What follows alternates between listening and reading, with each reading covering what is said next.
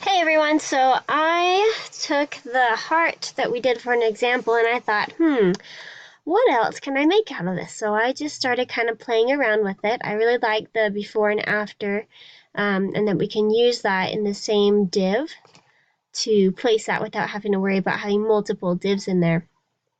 So what I did here is I left our position as absolute, and then I took and I started playing um,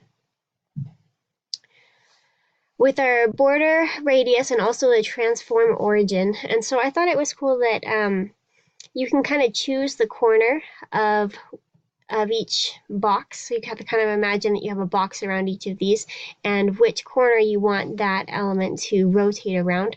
It's a little bit weird because it's not like it rotates from, this point right here. It's going to rotate from the imaginary corner over here of this box.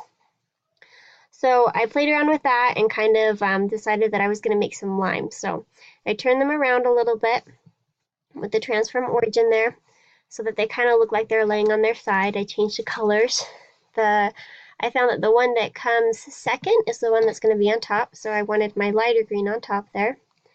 And I played around with the border radius too, and the higher you set the border radius, the more of a curve you get. And so I noticed that if I put this, for example, as 1,000, then it kind of makes that proportion. I mean, obviously this is not 1,000 pixels here, but it just kind of makes that in proportion compared to the other pixels there. So it'll proportion those out, so you can see that my 70 pixels is almost non-existent right there when I change that to 10,000 pixels.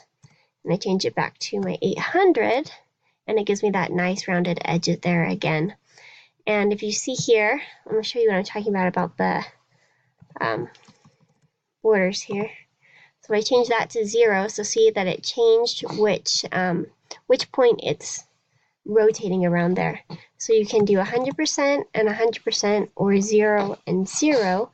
And there's probably more options, but that's kind of what I've come up with as I've played around with it a little bit here.